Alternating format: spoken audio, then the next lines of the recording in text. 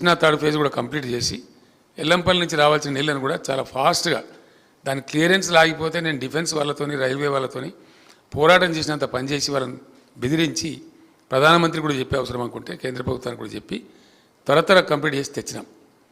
హైదరాబాద్లో ఆ నీళ్ళు ఇవ్వడం కూడా మేము ఎంత మంచిగా ఇచ్చినామంటే నిరుపేదలకు గ్రామీణ ప్రాంతాల్లో ₹1 లేకుండా ప్రతి ఇంటికి కనెక్షన్ ఇచ్చినాం.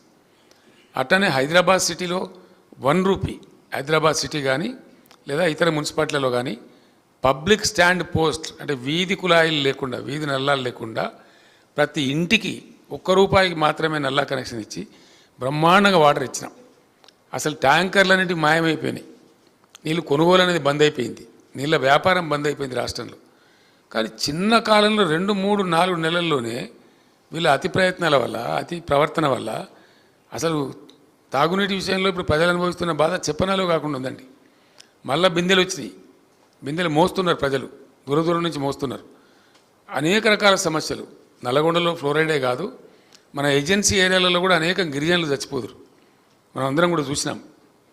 ఆదిలాబాద్ కావచ్చు, ఖమ్మం లాంటి ఆదివాసీ గిరిజన ప్రాంతాలలో వాళ్ళు చచ్చిపోయే పరిస్థితి ఉంటే ఒక చిన్న ఊరు ఉంటుందండి, దొంగతోపు అని పినపాక నియోజకవర్గంలో ఉంటుంది. చాలా చిన్నది, చాలా దూరం అడవిలో ఉంటుంది, పెద్ద కీకారణ్యంలో ఉంటుంది. అక్కడికి కూడా నీళ్ళు ఇచ్చినాం మా ప్రభుత్వంలో ఛాలెంజ్గా తీసుకుని. ఏ ఒక్క గిరిజన గూడాన్ని కానీ ఏ ఒక్క లంబాడి తండాన్ని కానీ ఏ చిన్న ఆవాసం కూడా మంచినీళ్ళు లేకుండా వాళ్ళకి ఇళ్లలో నల్లాలు పెట్టి నీళ్ళు ఇచ్చి సప్లై చేసినాం. ప్రజలు బ్రహ్మాండంగా 5-6 ఏళ్ళు ఎంజాయ్ చేసినారు.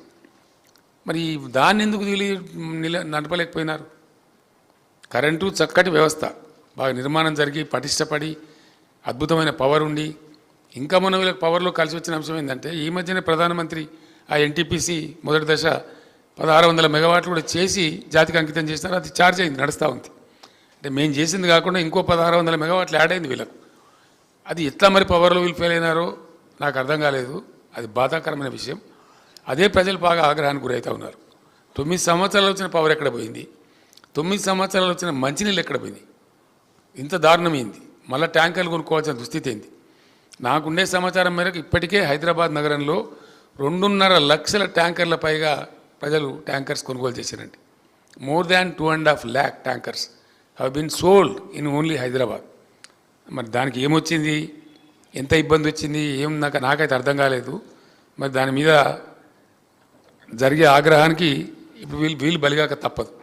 ఎందుకంటే ప్రపంచవ్యాప్తంగా వైద్య శాస్త్రం అంతా తేల్చి చెప్పిన సబ్జెక్ట్ ఏంటంటే డిసీజెస్ అంటే వ్యాధులు ప్రజలకు వచ్చేది 75% పైబడిన వ్యాధులు డ్రింకింగ్ వాటర్ ద్వారానే కమ్యూనికేట్ అవుతాయి అని మొత్తం వైద్యులు చెప్పినారు.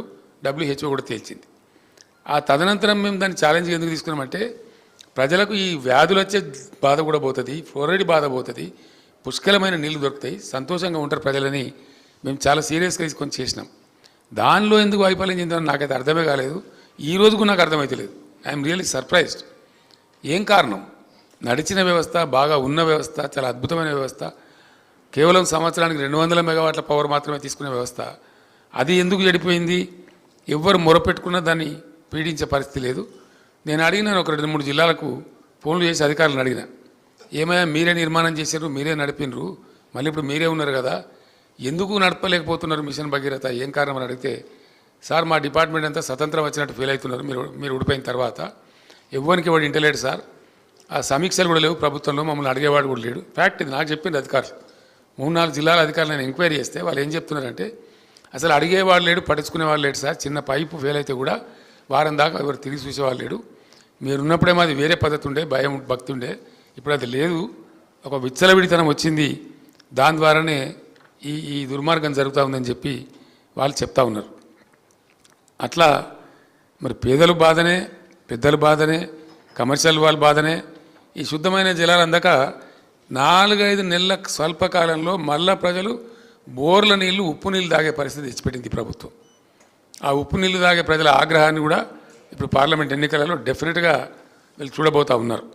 అందువల్ల అతిసారతో గిరిజనులు చచ్చుకునే బాధలు పోయినుండే, అన్ని బాధలు పోయినుండే.